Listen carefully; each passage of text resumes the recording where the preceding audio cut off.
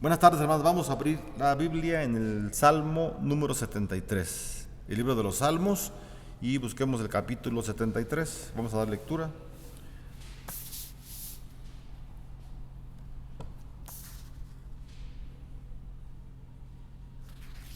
Dice la Escritura: ciertamente es bueno Dios para con Israel, para con los limpios de corazón. En cuanto a mí, casi se deslizaron mis pies, por poco resbalaron mis pasos, porque tuve envidia de los arrogantes, viendo la prosperidad de los impíos, porque no tienen congojas por su muerte, pues su vigor está entero. No pasan trabajos como los otros mortales, ni son azotados como los demás hombres. Por tanto, la soberbia los corona, se cubren de vestido de violencia, los ojos se les saltan de gordura, logran con creces los antojos del corazón.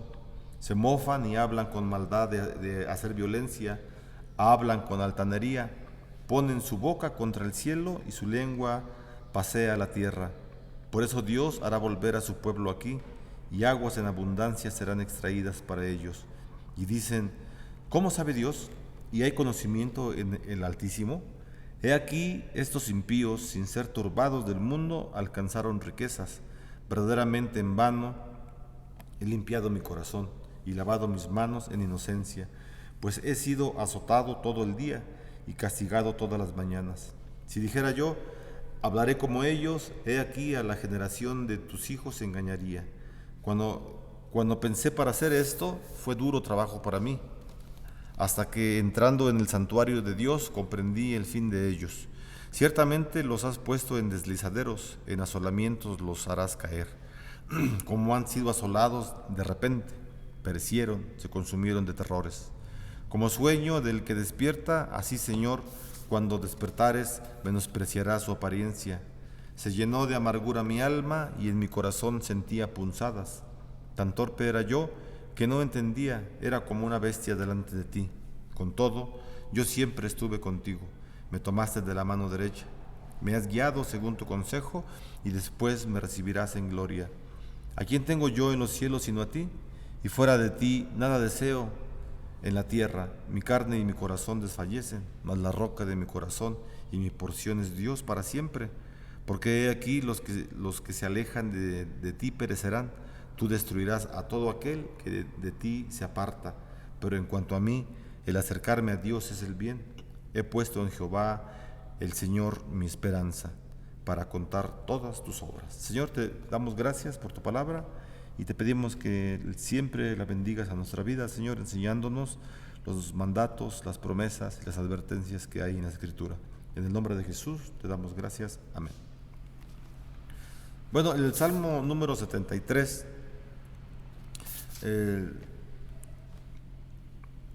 es un salmo, ¿verdad? De que, bueno, nos dice aquí arriba que es un salmo de Asaf. Asaf fue un rey, y este hombre, Asaf, como rey, él estuvo tentado a hacer lo que los impíos hacen. Y él fue tentado de cierta forma porque pues él miraba que la gente mala, que la gente que no creía en el Señor, que aborrecía a Jehová, les iba bien. Era gente que tenían prosperidad económica, que tenían mucha salud, ya lo leímos, ¿verdad? Y él entonces sentía un cierto pesar porque a él no le estaba yendo tan bien como le iba a las demás personas. Y entonces él escribe este salmo, ¿verdad? Y él dice en el versículo 2: por poco resbalaron mis pasos. Es decir, el rey Asaf estuvo pues casi, ¿verdad?, a punto de ser tentado por el maligno para no, pues para ceder a las tentaciones, ¿verdad?, del maligno, y caer en ciertas situaciones que los adversarios del Señor estaban haciendo. Hay algunas personas, ¿verdad?, que afirman, o las personas a las que está escrito este salmo. El salmo, bueno, obviamente está escrito para la iglesia, pero están tomando consideraciones de otras gentes. ¿Cuál es el contexto? El pueblo de Israel se encuentra en Babilonia, están esclavizados. Y entonces el rey Asaf les escribe este salmo, sí, primero porque fue tentado, pero él no se dio la tentación y se da cuenta que no es bueno imitar al malo, ¿verdad? O desear lo que el malo tiene, no desear la prosperidad del que aborrece al Señor, etcétera. Y él entonces escribe y él pone, ¿verdad? Con su pluma escribe la forma de pensar de la gente que aborrece al Señor. Por ejemplo, algunos afirman que Dios es ciego o ignorante. Ese es el pensamiento que tienen algunas personas acerca de Dios. Dicen, sí creo en Dios, pero yo creo que Dios es ignorante o Dios es ciego. Por lo tanto, pueden hacer lo que quieren. Si la gente piensa que Dios es ciego o es ignorante, pues la gente hace lo que guste hacer. Y Dios no puede hacer absolutamente nada contra ellos.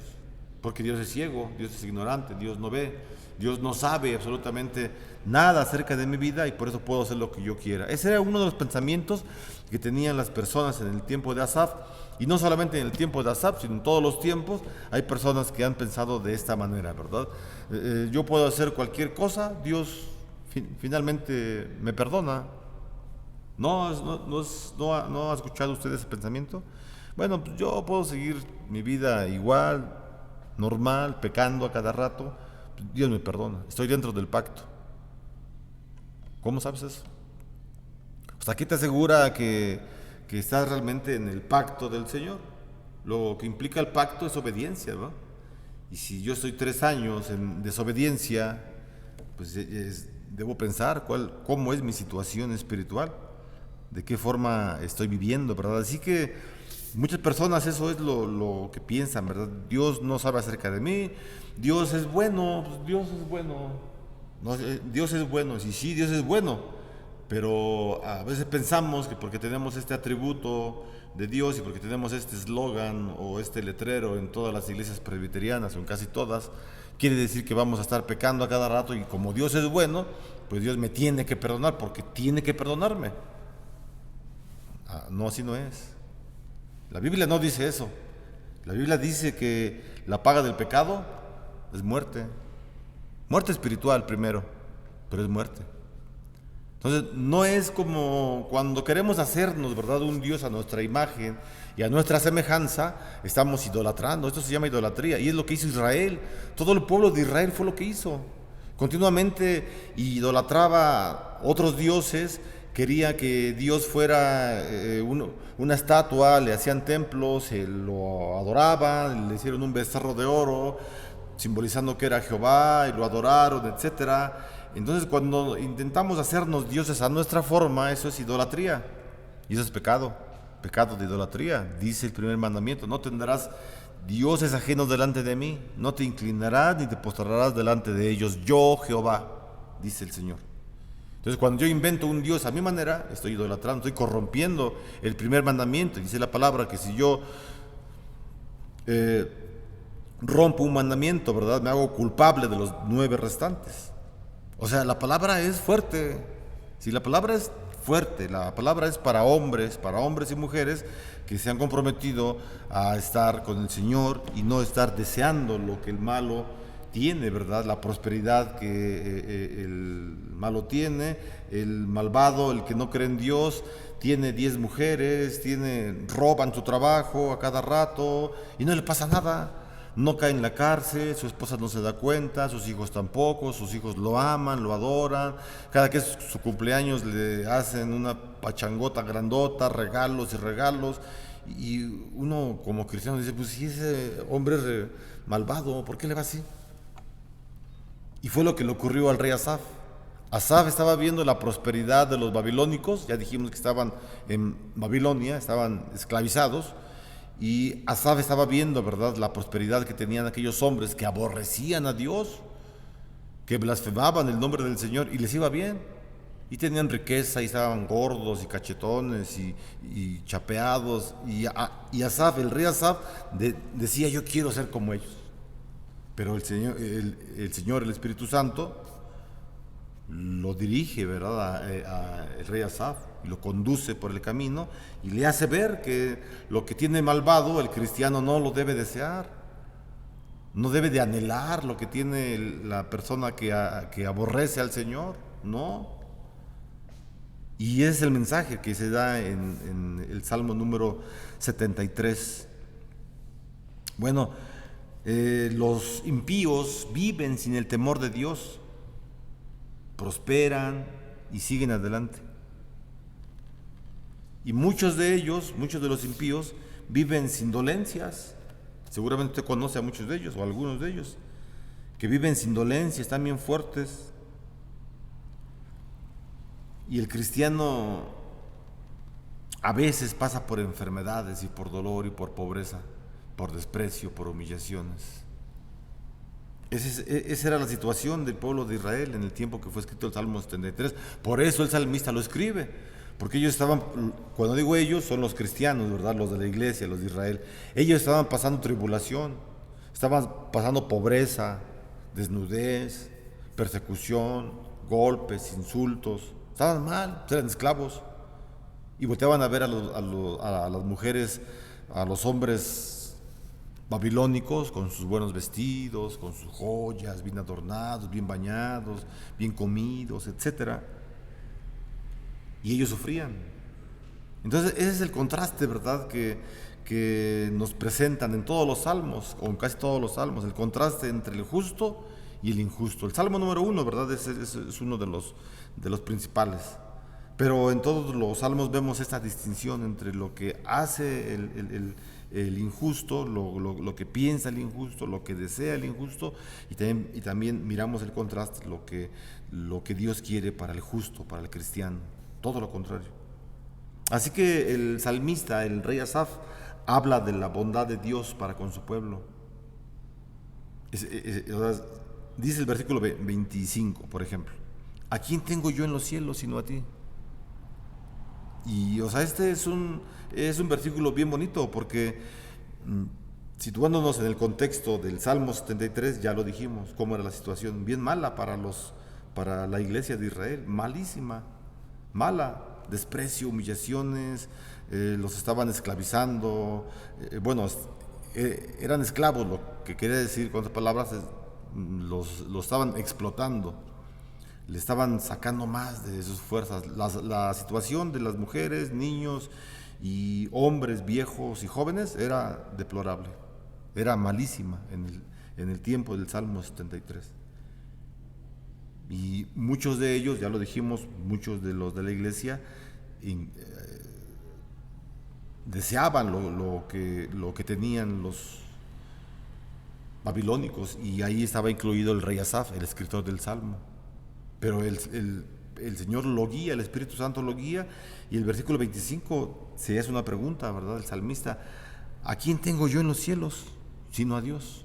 Está bien, aquí en la tierra no tengo nada, tengo desprecio, tengo humillación, pobreza, enfermedad, dolores, no puedo levantarme, ya no puedo caminar, estoy malo, no veo, no oigo, etcétera, etcétera. Y aquí no tengo nada, pero en el cielo tengo al Señor. En el cielo tengo al Señor. Y la segunda parte del versículo 25 dice: y fuera de ti nada deseo en la tierra. Fuera de ti nada deseo en la tierra, Señor. Solamente tu presencia, Señor, solamente tu amor, solamente tu poder, ¿sí? Tu amor, ¿verdad?, porque es un atributo, tu justicia. Y eso entonces hace, ¿verdad?, del Salmo número 73 pues una joya para los que estamos en situación difícil, o los que están en una situación de persecución, de pobreza, de hambre, de enfermedad.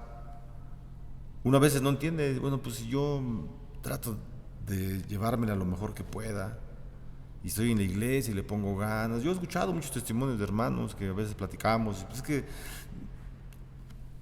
creo que me iba mejor antes, que no conocía de Cristo. En serio, yo he escuchado así, y yo he tenido también algunos pensamientos antes, ¿verdad?, así, de esa manera. Estamos bien, y no es que sea algo terrible, ¿verdad?, pensar esto, lo que yo estoy diciendo.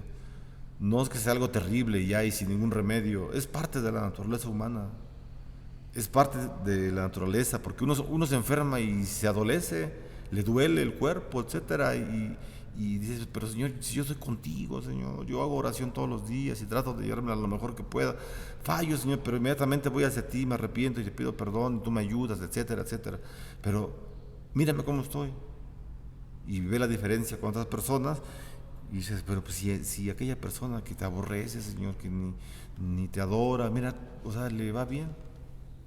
Entonces, el pueblo de Dios estaba en esa situación, estaba esclavo y deseaban, ¿verdad?, las cosas que antes tenían. Anhelaban estar en su templo, anhelaban celebrar la fiesta de la Pascua, todas las fiestas solemnes. No lo podían hacer. Estaban oprimidos por un pueblo fuerte, por un imperio, por uno de los imperios más poderosos del mundo, de la historia del mundo. No el más poderoso, pero sí uno de los más poderosos, ¿verdad?, los babilónicos. Así que no podían gozar de la tranquilidad, de la prosperidad, no, sino que estaban en congoja, en una situación bien difícil. Y el salmista les escribe esto para que ellos puedan encontrar un consuelo en el Señor y saber que sí, aunque no tengan nada en la tierra, tienen a Dios en el cielo. Versículo 25. ¿A quién tengo yo en los cielos sino a ti? A ti solamente, Señor. Y eso es lo que les hacía continuar adelante, ¿verdad? Así que del versículo del 1 al 14, no vamos a leer todos los versículos, claro, sino estamos haciendo un resumen de lo que habla el Salmo 73, y es básicamente lo que estamos diciendo, ¿verdad? Entonces, en los versículos del 1 al 14, el salmista estuvo tentado a envidiar la prosperidad de los impíos. Si leemos los primeros 14 versículos, vamos a ver esa idea que el rey Asaf estuvo tentado a hacer o a tener lo que tenían los contrarios de Dios, los babilónicos. Pero los buenos pensamientos del Señor, los buenos pensamientos del Espíritu Santo, nos fortalecen, ¿verdad?, contra las tentaciones. Las buenas intenciones, la buena guianza del Espíritu Santo fue lo que permitió que el rey Asaf no cayera en situaciones como las que él deseaba caer, sino que el Espíritu lo convenció de pecado, lo encaminó hacia el camino correcto, le enseñó la forma de cómo acercarse al camino que tiene que andar, y él estuvo allí, el rey Asaf, junto con su pueblo. Guió a su pueblo, orientó a su pueblo, los animó a confiar siempre en el Señor. Los impíos viven, ¿verdad?, sin el temor del Señor.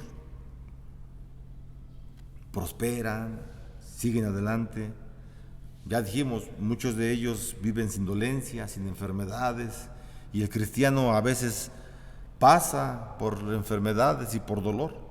Así que el salmista habla de la bondad de Dios para con su pueblo. Finalmente el salmista sabe y el pueblo sabe que Dios es bueno y que Dios siempre va a traer bendición para con su pueblo, les va a traer prosperidad en el sentido, no en el sentido material, sino en un sentido espiritual, ¿verdad? Sabemos, ¿verdad?, porque hay profesores en el seminario y más en el internet, ¿verdad? Las críticas están muy fuertes.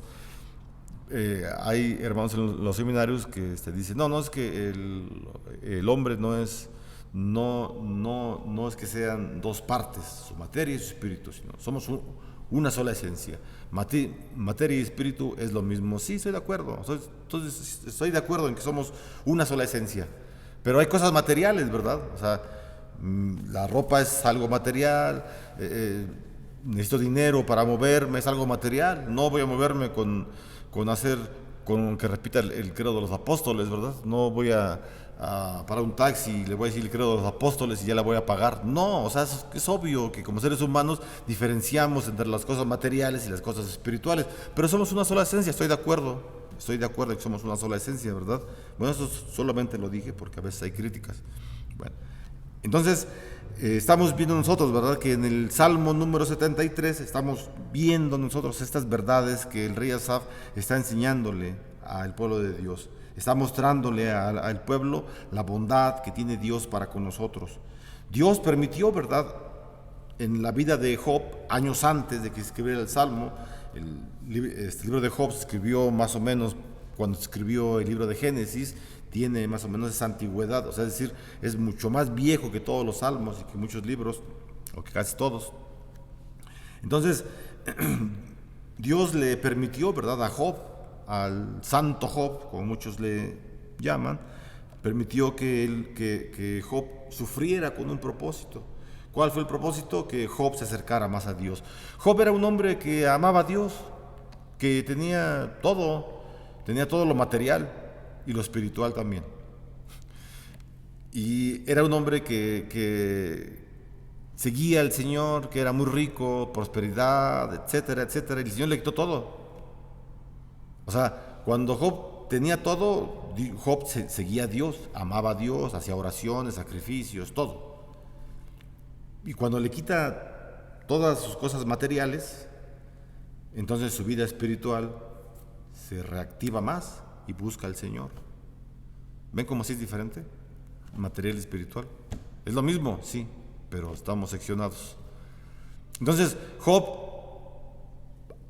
reaviva su sentido espiritual, el Espíritu Santo, claro que él es quien lo hace, y Job reaviva ese fuego que estaba apagado. Dice el apóstol Pablo a Timoteo: Timoteo, no apagues el fuego que está dentro de ti, no apagues el don del Espíritu Santo que está dentro de ti, que te fue dado con la imposición de manos del presbiterio. Así dice el apóstol Pablo.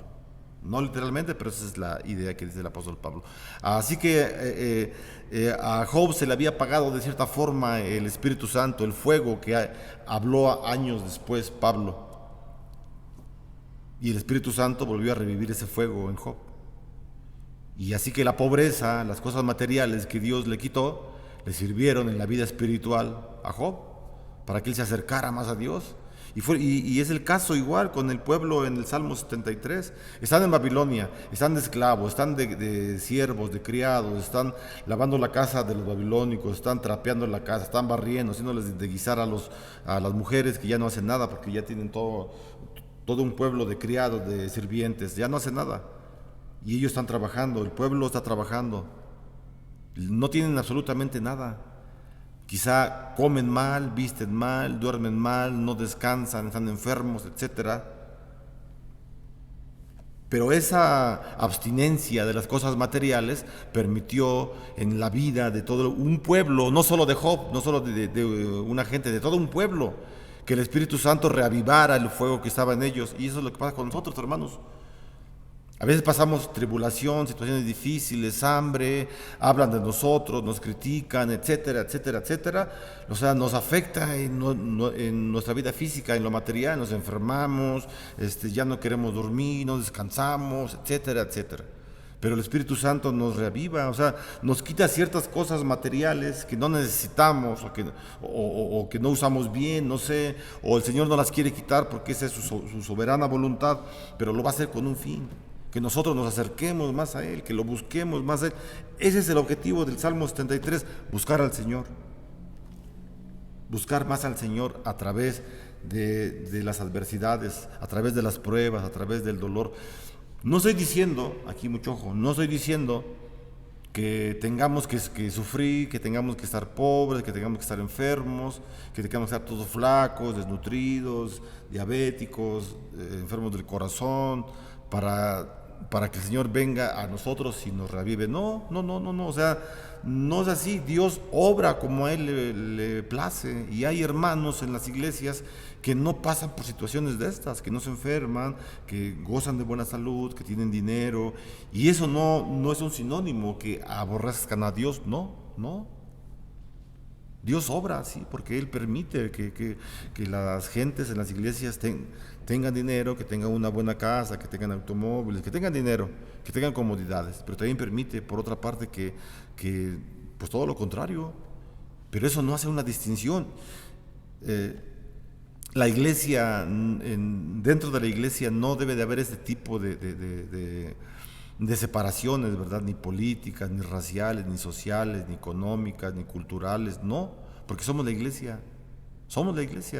Todo el mundo debería ser así, obviamente, pero no lo es por causa del pecado. Bueno, la iglesia es un segmento en la historia del hombre en donde la gente puede entrar para poder reactivar esa situación que nosotros tenemos que hacer. ¿Cuál? Estar bien delante de la presencia del Señor, tengamos lo que tengamos. Ese es el punto en el Salmo 33. Tenga usted lo que tenga, salud, si usted tiene salud o no tiene salud, si usted tiene dinero o no lo tiene, si usted de todas formas, alabe al Señor, confíe en el Señor. O sea, las cosas externas, las cosas materiales no son un sinónimo de espiritualidad, como la iglesia de Sardis, ¿verdad? En el Apocalipsis. Sardis era una ciudad muy rica, ya lo hemos dicho en los estudios, era una ciudad muy rica, etcétera, y los miembros de la congregación de la iglesia de Sardis pensaban ellos que por tener dinero eran espirituales. O sea, pensaban que el dinero era un sinónimo de tener mucha espiritualidad, y esa es una equivocación. No es un sinónimo. Puede haber una persona, un hermano que sea sumamente espiritual y puede ser rico o pobre. Eso no depende absolutamente de nada el dinero, sino depende de la relación que tengamos con el Señor. Entonces la Biblia no está peleado ni con la pobreza ni con el dinero. No, son situaciones que se han dado, ¿verdad? El Señor Jesús les dijo a los ricos: a los pobres siempre los van a tener. O sea, son textos que son en la Biblia y que son ciertos, y siempre ha habido pobres, siempre ha habido ricos, siempre, y siempre los habrá, ¿verdad? Pero eso no es una condición, no nos habla de que tengamos una buena o una mala relación con Dios. No, eso es muy independiente. Bueno, entonces Asaf está hablando, ¿verdad?, de la bondad de Dios para con su pueblo. Y así como Job sufrió, ya lo dijimos, pero él se volvió al Señor y con mucha más fe. Esa es la intención que tenía Asaf para con su pueblo, que el pueblo tuviera mucha más fe de la que tenía cuando fueron sacados de Israel para llevarlos a ser esclavos. Así que el rey Asaf escribe a un pueblo esclavizado en un país muy, muy poderoso, que es Babilonia, ¿verdad? Y contrasta este estado de los fuertes, de los poderosos, de los babilónicos, lo contrasta con el pueblo de Israel. Esto es un contraste tremendo. Un imperio poderoso que tiene armas, que tiene absolutamente todo, palacios, ejércitos, dinero, agua, animales, muchas cosas tiene. Y los israelitas no tienen absolutamente nada material, pero tienen al Señor, ¿verdad? Versículo 25. ¿A quién tengo yo en los cielos sino a ti, Señor? Y este versículo es central en el Salmo 73. El versículo 25 es central porque de ahí emana la fe, la confianza de todo un pueblo, que a pesar de no tener nada, tenían al Señor, que era todo, o que es todo. Entonces el pueblo era cautivo, pero tenían muchas bendiciones del Señor. Estaban esclavizados, pero también tenían la bendición del Señor. Y tenían promesas de liberación que tenían que cumplirse en su tiempo, y se cumplieron. Ellos sabían que el Señor les había prometido que no los iba a dejar ahí, que los iba a sacar de la esclavitud, y los sacó. Tiempo después vemos, ¿verdad?, cómo es que Esdras y Nehemías y otros hombres regresan a Israel, ¿verdad? O sea, con la confianza plena, van con los permisos del rey Artajerjes, con cartas de traslado, etcétera, para que le dieran seguridad, pero van solos, no van ni 100 personas con Esdras y con Nehemías, van pocas personas, y ellos reconstruyen las murallas. Nehemías reconstruye las murallas y Esdras el templo. Se cumple, ¿verdad? O sea, lo que Dios dice se cumple. Dios les había dicho que iban a salir, que tenían que salir, que tenían que regresar nuevamente a Israel para reedificar el templo, y se cumplió en su tiempo. Así que estaban cautivos, pero tenían las bendiciones del Señor. ¿Cuáles eran las bendiciones? La promesa de que saldrían en libertad. Quizá muchos de ellos ahí murieron en Babilonia. Seguramente los más enfermos, los más viejos, murieron ahí en Babilonia, pero las generaciones nuevas llegaron a Jerusalén, reedificaron los muros, reedificaron el templo, y nuevamente la alabanza se continuó dando en el templo de Jerusalén. Así que el Señor tiene sus tiempos, Él tiene sus tiempos y Él sabe en qué momento saca, ¿verdad?, del letargo a alguien, lo saca de la enfermedad, lo saca de la pobreza, o le permite seguir ahí, no sabemos. Y no por eso el Señor va a ser malo o va a ser bueno, no, Dios es Dios, punto. Dios es como Él tiene sus atributos. Dios es bueno, sí, Dios es amor, sí, pero también Dios es ira, y Dios es justo, y Dios es omnipotente y lo sabe todo, y Dios es misericordioso, etcétera. Entonces, hermanos, para terminar, podemos decir, ¿verdad?, que los que tienen un corazón limpio deben tener felicidad interior. Eso es importante. Si tenemos un corazón limpio, tengamos o no tengamos lana, tengamos o no tengamos salud, eso no importa. Lo más importante es que tengamos un corazón limpio para que tengamos pues felicidad, una felicidad interior. Eso es lo importante, hermanos. Hay muchos libros, ¿verdad?, ahí en Sambors que se venden de Paolo Coelho. No lean eso, de veras, no lean basura. No lean a Paolo Coelho, a Anthony de Melo, no lean eso. Carlos Cuauhtémoc Sánchez, Volando sobre el pantano, La quinta montaña. No lean eso, hermanos, de veras. Eso es pura basura. Y se lee como pan caliente todos esos libros. Porque nos hablan bonito, ¿verdad? Nos dice, por ejemplo,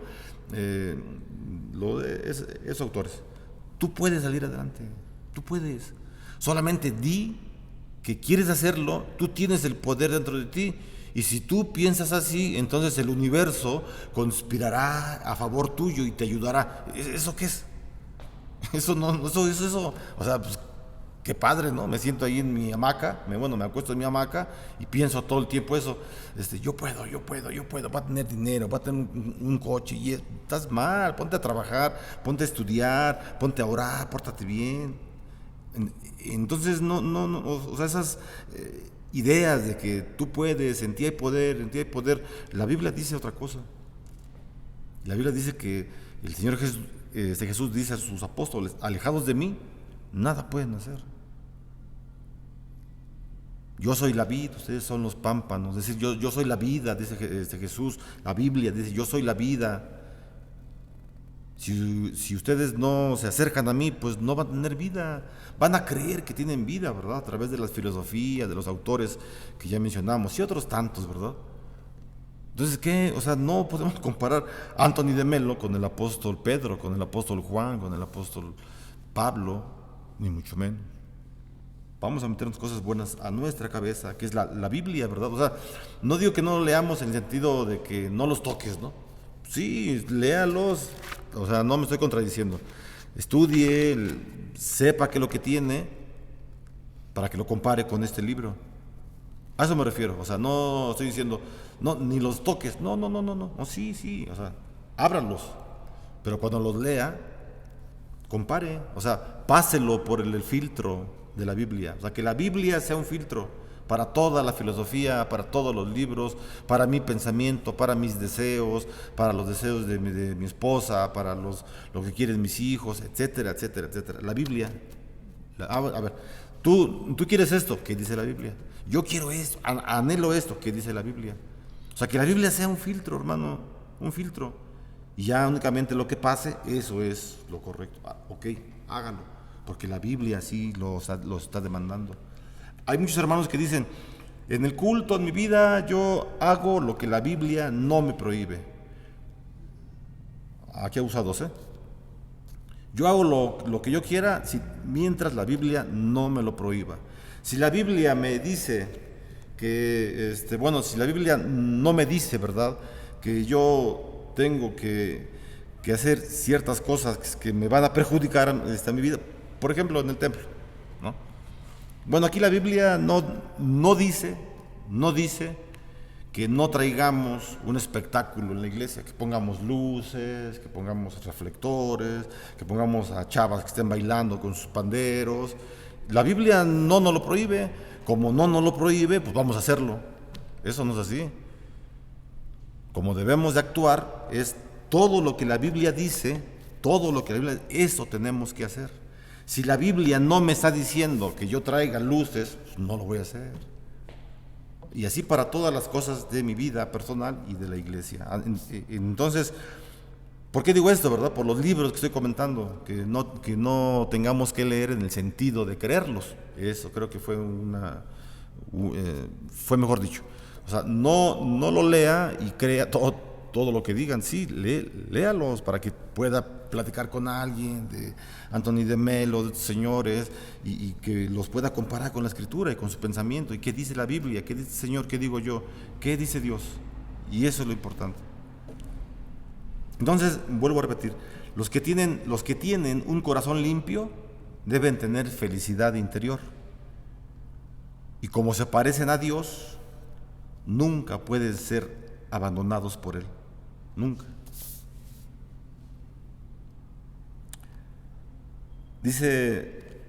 Voy a leer el versículo 25 y el 28 del Salmo 73 y ahí terminamos, hacemos una oración. Dice el versículo 25: ¿a quién tengo yo en los cielos sino a ti? Y fuera de ti nada deseo en la tierra. Versículo 28: pero en cuanto a mí, el acercarme a Dios es el bien. He puesto en Jehová el Señor mi esperanza para contar todas sus obras. Señor, te damos gracias. Gracias por tu palabra, Señor. Gracias porque nos permites mirarla, Señor. Y te pedimos en el nombre de Jesús que solamente tu palabra, Señor, nos quede registrada en nuestras mentes. Señor, que las palabras que no se debieron pronunciar, las palabras ociosas, Señor, que no tengan absolutamente nada que ver en nuestro pensamiento, sino únicamente las ideas, los pensamientos de tu Espíritu Santo. Señor, oramos a ti para que tu palabra nos bendiga nuestra vida, Señor, y nos haga recordar que somos tu pueblo elegido, que somos una iglesia, Señor, que tú has escogido de entre muchas personas y que tú quieres todo lo mejor para nosotros, Señor, solo que confiemos plenamente en ti. Ayúdanos, Señor, a no envidiar lo que el impío tiene. Ayúdanos, Señor, a no desear lo que el malvado tiene en sus haberes, sino que permítenos siempre buscarte a ti, Señor, y que tú nos estés dando siempre lo necesario, Señor, siempre nada más lo que necesitemos, Señor, para agradecerte, Señor. Danos, Señor, lo necesario, Señor. No nos des más, porque la palabra dice que si nos das más, podemos olvidarnos de ti, Señor. Pero tampoco nos des nada o poco, Señor. También tu palabra nos los dice, pues quizá nos podamos sentir adolecidos, sino que en tu misericordia, en tu bondad, tú, Señor, sé darnos lo que necesitemos. Y en tu soberanía, Señor, es que uno de nosotros, alguno de tu pueblo, no tenga nada, Señor, de cosas materiales, Señor, te pedimos que tú nos des sabiduría para saber vivir de esa manera. El apóstol Pablo decía que él sabía vivir en abundancia y en pobreza. Ayúdanos a tener ese mismo espíritu, Señor, y no poner enfrente de nosotros las cosas materiales, Señor, como si fueran lo necesario antes de ti. Queremos ponerte a ti, Señor, enfrente de todas nuestras cosas materiales y espirituales, y que siempre tú, Señor, nos sigas guiando de la mejor forma. Te damos gracias, Señor, y oramos por cada una de las familias, de las hermanas de la sociedad femenil, que tú les bendigas, Señor. Bendice la vida de la hermana Paulina y del hermano Ismael. Ayúdales en su enfermedad, Señor, que tú les puedas sanar en cada momento, Señor. Y a cada una de las hermanas también te pedimos por ellas, por sus esposos, sus hijos, que siempre tú estés obrando, Señor, conforme sea tu voluntad en cada una de las familias. Bendícenos, Señor, y que en tu tiempo también podamos reunirnos los días miércoles físicamente para poderte alabar en cada uno de los servicios. Te lo agradecemos en el nombre de Jesús, nuestro Salvador. Amén.